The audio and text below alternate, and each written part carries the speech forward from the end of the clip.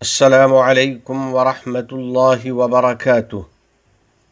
عزیزان من، اصحاب ایمان، وطن ایک نعمت ہے، اور آپ کیا جانیں کہ وطن کتنی عظیم نعمت ہے۔ یہ خیر و برکت کا گہوارہ ہے، بھلائیوں کا مسکن و ماوا ہے، سخاوت کا سرچشمہ ہے، رشتہ داروں اور اقربا کا اجتماع گاہ ہے، دوستوں اور پیاروں کا مقام ربط و اتصال ہے، جس کی زمین پر عبادات کا قیام ہوتا ہے اور اس کے گوشے گوشے سے جذبات و احساسات وابستہ ہوتے ہیں۔ یہی وہ وطن ہے جو آباء و اجداد کی میراث ہے اور اولاد کے ذمے ایک امانت ہے۔ اس کی محبت ایک فطری اور طبعی جذبہ اور ایک نبوی خصلت ہے۔ ذرا توجہ فرمائیے، اور ہم سب کے محبوب جناب نبی کریم صلی اللہ علیہ وسلم کی اپنے وطن مکہ مکرمہ سے محبت و تڑپ کو ملاحظہ فرمائیے۔ جب آپ علیہ السلام نے مکہ سے ہجرت فرمائی تو ایسی دکھ بھری نگاہوں سے اسے الوداع کیا جو دلوں کو پگھلا دے۔ ایسے الوداعی کلمات ارشاد فرمائے جس سے آنکھیں چھلک پڑیں۔ آپ علیہ السلام نے فرمایا: ما اطیبکی من بلد واحبکی الی ولولا ان قومی اخرجونی منکی ما سکنت غیرکی۔ کتنا پاکیزہ شہر ہے تو، اور تو کتنا مجھے محبوب ہے۔ میری قوم نے مجھے تجھ سے نہ نکالا ہوتا تو میں تیرے علاوہ کہیں اور نہ رہتا۔ جی ہاں میرے بھائیوں، آپ صلی اللہ علیہ وسلم نے مکہ کو الوداع تو کیا، مگر آپ کا دل اس سے جڑا رہا۔ جسد اطہر تو جدا ہوا، مگر دل اس کی خاک سے وابستہ رہا۔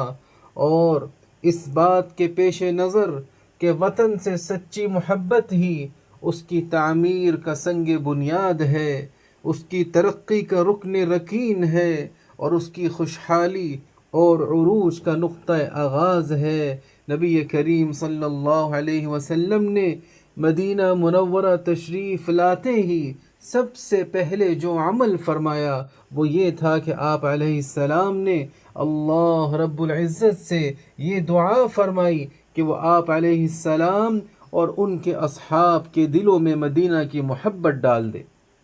آپ علیہ السلام نے فرمایا: اللہم حبب الینا المدینة کما حببت الینا مکة او اشد۔ اے اللہ، ہمارے دل میں مدینہ کی ایسی ہی محبت پیدا کر دے جیسی تو نے مکہ کی محبت ہمارے دل میں پیدا کی ہے، بلکہ اس سے بھی زیادہ۔ اللہ کے بندو، وطن ایک ایسی نعمت ہے جس کی عظمت کے بیان کے لیے الفاظ ناکافی ہیں، اور نہ ہی عبارتیں اس کا احاطہ کر سکتی ہیں۔ ہم دعاؤں اور کلمات کے ذریعے اس کی محبت کا محض اظہار کر سکتے ہیں۔ رب اجعل هذا البلد آمنا، اے میرے رب اسے امن کا گہوارہ بنا دے۔ مگر اس سے محبت کی عملی تصویر ہم اپنی کاوشوں اور کارکردگی کے ذریعے پیش کرتے ہیں۔ یہ وطن ہمارے ذمے ایک امانت ہے جس کی نگہبانی تا دم حیات ہم پر لازم ہے، رب تعالیٰ کے اس فرمان پر عمل پیرا ہوتے ہوئے۔ والذین هم لأماناتهم وعہدهم راعون، اور جو اپنی امانتوں اور اپنے وعدہ کا لحاظ رکھنے والے ہیں۔ میرے بھائیوں، ہمیں اس وطن کے حقوق ادا کرنے ہیں، اور اس کے تئیں جو ذمہ داریاں ہم پر عائد ہوتی ہیں ان کو نبھانا ہے۔ اور ویسے تو وطن عزیز کے بے شمار حقوق ہیں، لیکن ان میں سب سے اہم یہ ہیں: اس کے دینی تشخص کو برقرار رکھنا، اس کی مادری زبان سے دامن گیر رہنا، اس کی شناخت پر فخر کرنا، اس کے اداروں کا احترام بجا لانا، اس کے قوانین کی پاسداری کرنا اور اس کی ترقی و سربلندی کے لیے بھرپور کوشش کرنا، کیونکہ وطن ایک درخت کی مانند ہے جو بے لوث خدمتوں کے پانی سے سیراب ہوتا ہے اور جانثاروں کی محنت سے پروان چڑھتا ہے۔ اسی طرح وطن کے حقوق میں سے ایک حق وطن سے سچی وابستگی رکھنا بھی ہے، کیونکہ یہی جذبہ اسے مضبوطی، طاقت، عظمت اور سربلندی عطا کرتا ہے۔ اور وطن کے حقوق میں سے عظیم ترین حق اس کا دفاع بھی ہے، چاہے وہ دفاع چند ایسے کلمات کے ذریعے ہو جو وطن کی روح اور اس کے اصل اقدار کو بیان کرے، اس کی خوبیاں ظاہر کرے، اس پر لگائے گئے بہتانوں کا رد کرے اور من گھڑت افواہوں کا راستہ روکے۔ اسی طرح یہ دفاع جان و مال کی قربانی دے کر بھی ہوتا ہے، تاکہ وطن کی سربلندی ہو، اس کے وسائل کی حفاظت ہو اور اس کو حاصل شدہ کامیابیوں اور ثمرات کا تحفظ ہو۔ لب کلام یہ کہ دفاع وطن ایک عظیم شرف ہے اور ایک مبارک نبوی عمل ہے۔ چنانچہ حضرت انس رضی اللہ عنہ بیان کرتے ہیں، نبی کریم صلی اللہ علیہ وسلم سب سے زیادہ خوبصورت اور سب سے زیادہ بہادر تھے۔ ایک رات اہل مدینہ پر ایک آواز سن کر خوف چھا گیا تھا، تو وہ آواز کے تعاقب میں نکلے تو کیا دیکھا کہ نبی کریم صلی اللہ علیہ وسلم ان سے پہلے ہی اس جگہ پہنچ چکے تھے۔ چنانچہ آپ صلی اللہ علیہ وسلم نے ان سے فرمایا، لم تراعوا، خوف نہ کرو، خوف نہ کرو۔ آپ صلی اللہ علیہ وسلم نے ہمارے لیے اور آنے والی نسلوں کے لیے بہترین مثال قائم فرما دی اور وطن کی سلامتی اور اطمینان کے لیے مؤثر ترین درس دے دیا، اور اسی نبوی طریق پر ہمارے آبا و اجداد چلے۔ انہوں نے اس وقت اپنے وطن کا دفاع کیا جب اس کے پاس کچھ نہ تھا، لیکن آج ہمیں چاہیے کہ ہم ہر چیز میں اس کا دفاع کریں، کیونکہ اللہ تعالیٰ نے ہمیں یہاں ہر چیز سے نوازا ہے۔ ہمارے لیے اور ہماری اولاد کے لیے یہاں سب کچھ ہے۔ ہم ہی اس کا حال اور مستقبل ہیں، ہم ہی اس کا قلعہ اور طاقت ہیں، ہم ہی اس کی ڈھال اور حفاظت ہیں۔ بلا شبہ ہماری یکجہتی، مضبوطی، وطن سے سچی وابستگی، اس کے ولی الامر اور حکام کی اطاعت، یہ سب مل کر ہی دشمن کی چالوں کو ناکام بناتے ہیں، لالچیوں کے مکر کا سدباب کرتے ہیں اور وطن میں استحکام، سکون، امن و اطمینان کو قائم رکھتے ہیں۔ یہی دین و زمین کی حفاظت کرتے ہیں اور نسل و عزت کو محفوظ بناتے ہیں۔ لہذا اپنے رب پر بھروسہ مضبوط کریں، اپنے وطن سے وفاداری کو مستحکم کریں اور رئیس الدولہ اور حکام امارات کو اپنا شعار بنائیں۔ رب تعالیٰ کے اس فرمان پر عمل کرتے ہوئے، یا ایھا الذین آمنوا اطیعوا اللہ واطیعوا الرسول واولی الامر منکم، اقول قولی ھذا واستغفر اللہ لی ولکم فاستغفروہ انہ ھو الغفور الرحیم۔